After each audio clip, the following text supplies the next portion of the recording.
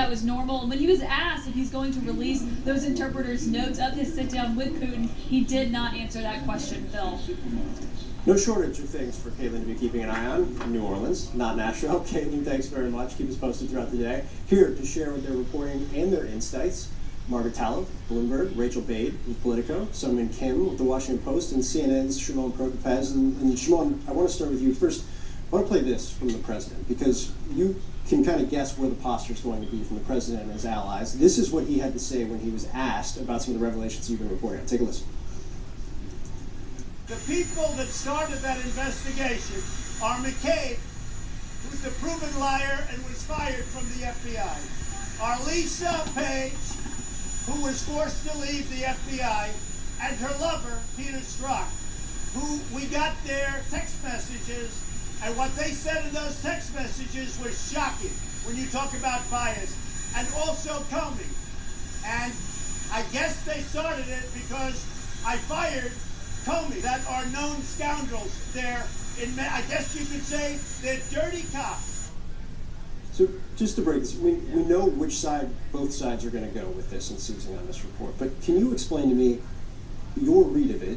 You're an expert on these things. What it actually means, what we're looking at right now. Look, I think when you look at what Baker told members of Congress, Jim Baker, that's the top FBI lawyer at the time, who winds up leaving the FBI and then is called to come into Congress and just to talk about what was going on around that time, you get the sense that there was a lot of concern by some of the people, the president there named, Lisa Page, Peter Strzok, who was running this investigation, that something was amiss, something was going on. Perhaps maybe someone got to the president, whether it was from Russia or whether there was an intermediary somewhere else, that somehow something had happened because they didn't quite understand why all of a sudden, I think, the president went and fired the former FBI director. And so there was a lot of concern. I mean, when Baker testifies before Congress, he uses words like following directions. That was the president following the directions of the Russians? Was he doing this at the behest of the Russians? But for whatever reason, there was this concern in the FBI. There may be other information that came to them, but they didn't have enough at the time to open an investigation. Once he fired the FBI director, once he fired Comey, I think they felt they had enough there to then go ahead and open the investigation. And you mentioned Lisa Page. One of the issues that had been brought up had been a text message that said it had been a topic of discussion for some time, and her explanation in the congressional testimony that we obtained reads as such. The case had been a topic of discussion for some time. The waiting on, which is a reference to her text message, was an indecision and a cautiousness on the part of the Bureau with respect to what to do and whether there was sufficient predication to open. And I guess, Rachel, to you, one of the questions is, this is not a minor thing. This is a major decision to make, particularly within the Bureau of Investigation. And I think there's a lot of questions of what the rationale was, if you will. And what's your read right now, particularly on Capitol Hill, as kind of how people are seeing this play out over the course of the last 48 hours? Mm-hmm. Well, obviously the congressional committees, they've been sharing a lot of this information between each other for a while, so they weren't particularly surprised by this report. I do think that the report in the Post about the president keeping a lot of these transcripts, not allowing top White House officials to have readouts of his meetings with Russian officials, that did seem to strike some people as very new and very concerning. And, we've seen a lot of chairmen are interested in this right now. You have Jerry Nadler on the Judiciary Committee. We have Oversight Committee Chairman Elijah Cummings, who is bringing in Michael Cohen to testify in just a couple of weeks. And we're now seeing a bunch of other people jump in, including Elliot Engel, who's the chairman of the Foreign Relations Committee. And that story, it sounds like, has moved Engel, who's a Democrat of New York, to actually eliminate a terrorism subcommittee on that committee and create a whole new committee to look at this issue and why the president would not let officials come into the room, why he has been so secretive about his interactions with Russia, and that's going to be another key focus for them going forward. Yeah. One of the more charitable explanations as to why the president may have tried to obscure these notes and to limit his interpreter from talking is that, if you recall earlier on in the presidency, there were transcripts and notes of these foreign leader calls that leaked to the press.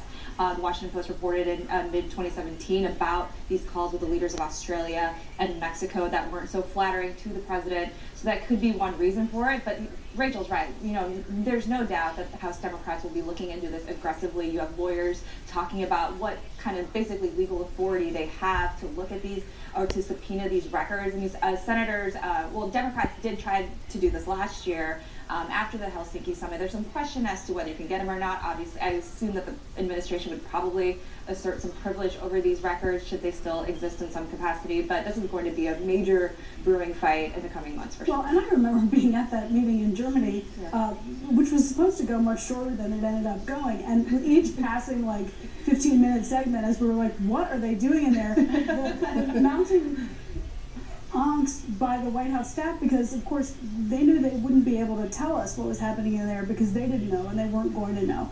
And I think part of the concern is with this is, sure, any president wants to be able to have some discretion and keep his counsel until the White House can internally message what happened and figure out how much they want to share or not share.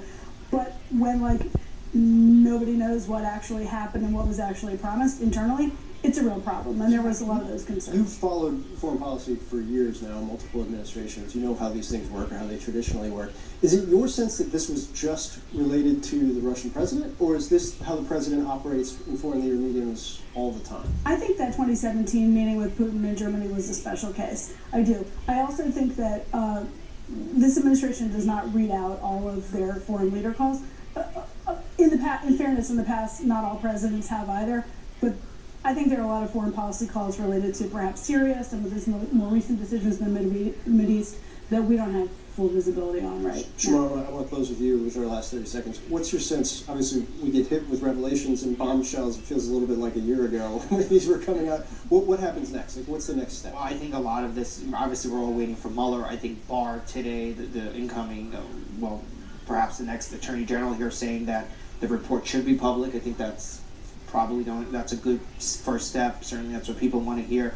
We're all just waiting on Mueller, really. And then I also think the committees in some ways are going to be held up a little bit here in terms of what they're trying to do until Mueller is done. We still don't know when that's going to definitively happen and how much of an impact Mueller will have on this entire investigation going forward. We don't know yet, but I think not until once Mueller is done, then I think that's when the Hill starts to open up a little bit. Yeah, and all of us on the Hill will be playing busy. By the way, Shimon, that was a great tease, because coming up next, the president's choice to be the next Attorney General says Robert Mueller should finish his work.